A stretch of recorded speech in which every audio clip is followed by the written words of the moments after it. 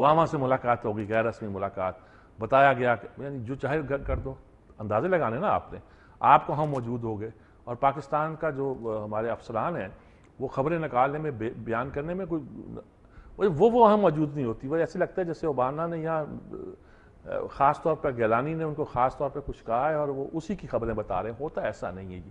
صورتحال یہی ہے کہ وہ وہاں ان کی ملاقات کے بعد ایک بہت عمدہ فکرہ میں کہوں، اور وہ انہوں نے کہا یہ اپنی خود مختاری کا خیال کریں اور ہماری سیکورٹی کا خیال کریں، یعنی امریکی صدر اس سے زیادہ وضاحت کے ساتھ بات نہیں کر سکتا۔ دیکھیں آپ اپنی خود مختاری پر بہت ڈٹرمنٹ ہیں اور چاہتے ہیں کہ آپ کی خود مختاری کا احترام کیا جائے، آپ یہ بھی چاہتے ہیں کہ آپ کی پارلیمنٹ جو فیصلہ کرے ہم اس کو تسلیم کریں، ہم سر تسلیم خم ہیں، اور ڈرون حملے نہ ہو، فلاں نہ ہو، یہ سارے فیصلے آپ ضرور کریں، لیکن ہماری سیکورٹی کے بھی کنسرن ہے، اور ہمیں یہی کنسرن ہے کہ وہاں جو ہماری فوجیں ہیں افغانستان میں، ان کا پوائنٹ آف ویو کیسا بھی ہو، لیکن انہوں نے بڑی خوبصورتی سے بیان کیا کہ اپنی خود مختاری اور ہماری سیکورٹی کا خیال رکھیں۔ امریکہ کا موقف اس سے زیادہ خوبصورتی کے ساتھ ڈپلومیٹکلی بیان نہیں کیا جا سکتا۔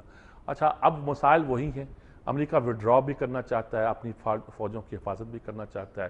وڈرا کرنے کا مطلب ہے کہ کمبٹ فورسز کو واپس لے جانا چاہتا ہے، فائٹنگ فورسز کو وہ واپس لینا چاہتا ہے، عملی جنگ میں حصہ لینا نہیں چاہتا، وہ افغانیوں پر چھوڑنا چاہتا ہے، باقی ان کے اڈے وہ اپنے وہاں قائم رکھنا چاہتا ہے کہ وقت ضرورت انٹروین کر سکے تو کر لے، لیکن یہ لڑائی کے لیے جو بڑا ہتھیار اور ٹینک اور توپیں اور تیز اور تفنگ ہوتے ہیں وہ واپس بھی لے جانا چاہتا ہے، رستہ بھی نہیں مل رہا ان کو۔ تاجکستان کے رستے سے جاتے ہیں تو ازبکستان جو ہے وہ کہتا ہے جی ہمارے ہاں سے نہ گزریں، آپ ہمارے ہاں سے گزریں گے ہمیں آسان رستہ وہی ہے، ورنہ وہ رستہ جو تاجکستان اور وہ ذرا مشکل رستہ ہے۔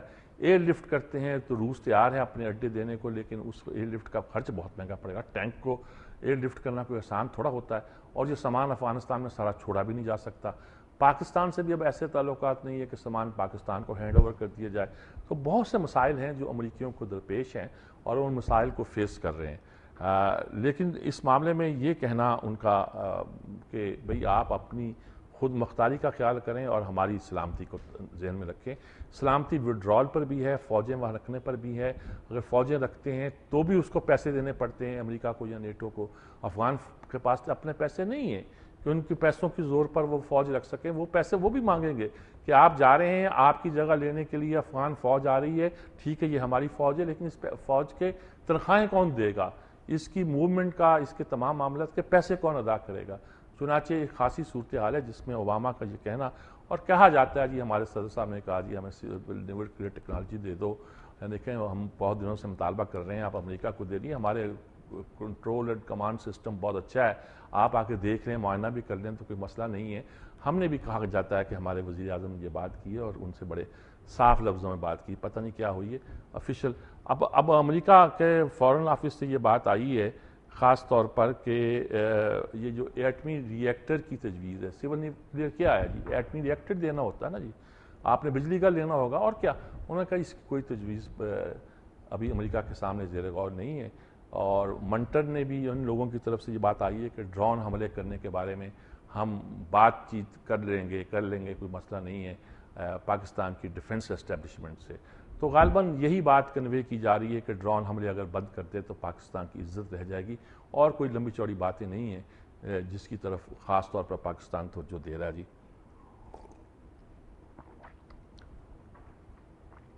یہ صورتحال ہے، لوڈ شیڈنگ ہے، کراچی کے حالات ہیں، ہمارے وزیر اعظم وہاں ہیں۔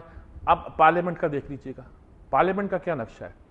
پارلیمنٹ کا نقشہ یہ ہے جی کہ چودھری نثار لیڈر اپوزیشن نے کہا کہ ہمارے تحفظات ہیں، وہ دور کریں گے تو ہم بحث کریں گے، انہوں نے کہا بحث نہیں کر رہے ہم پارلیمنٹ میں، اپوزیشن اس وقت بحث کرے کہ جب ہمارے کچھ تحفظات دور کریں گے، اس سرزمین پہ اڈے قائم نہیں کیے جائیں گے، فلاں سیکورٹی ایجنسیوں کو یہاں اجازت نہیں دی جائے گی، جو باتیں کہی جا رہی ہیں ان میں کچھ ایسی ہیں جو کہ میرے خیال میں آسانی سے مان بھی لی جائیں گی، ان کو بھی انتظار ہے کہ وزیر اعظم آئیں اور بات کسی فائنل شکل میں سامنے آئے جی، یہی لگتا ہے اور کچھ نہیں ہے۔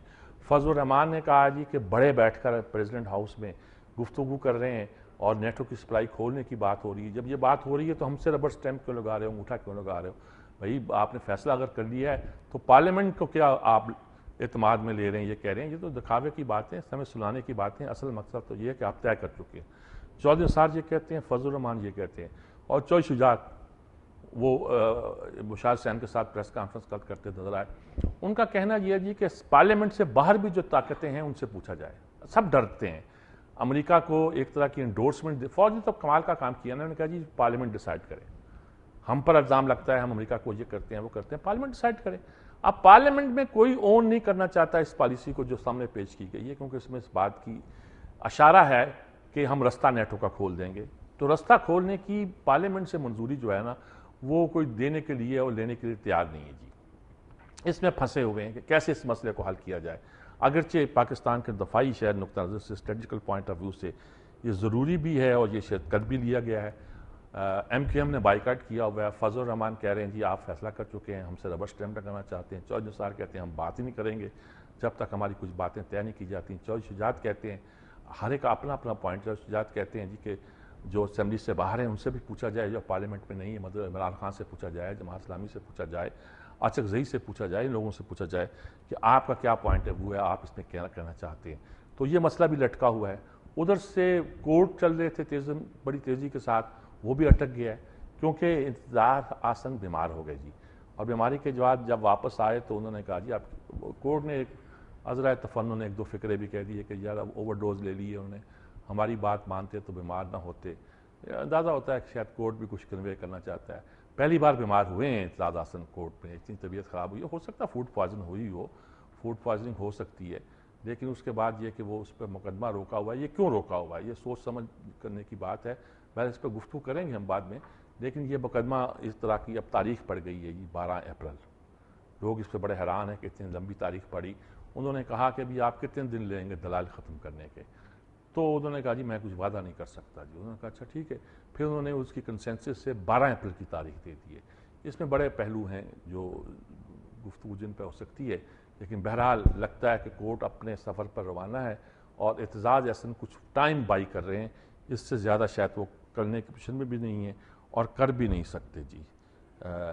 اور ادھر سے یہ مارم ماری تارم تاڑی چلے آ رہے ہیں. شہباز شریف صاحب گولی اپنے سینے پہ کھاؤں گا زرداری کی اور مظاہرہ کریں گے, لانگ مارچ کی میں قیادت کروں گا. اس طرح کے ان کا ایک لہجہ اور مزاج اور صورتحال ہے جس کے یعنی کہ کہتے ہیں ہوا کے گھوڑے پہ سوار چلے آتے ہیں. مطلب اپوزیشن بھی ایک طرح کا مومنٹم پکڑ رہی ہے, طاقت پکڑ رہی ہے. عمران خان میدان میں ہے, نواز شریف اور شہباز شریف دونوں میدان میں ہے. تو صورتحال تو بالکل کچھ سادہ صاف نہیں دکھائی دیتی. وہاں کوریا میں منموہن سنگھ سے بھی ملاقات ہوئی ہے, پاکستان کے وزیر اعظم کی ہونی تھی, لیکن بہرحال اس کو بھی اہمیت دی جا رہی ہے. یہ لے دے کے یہی خبریں ہیں جی, بڑی خبریں. چھوٹی خبریں تو بہت ساری اور ہو سکتی ہیں لیکن بڑی خبریں یہی ہیں جی. اسی کے ساتھ لیتے ہیں ایک وقفہ, وقفے کے بعد حاضر ہوتے ہیں.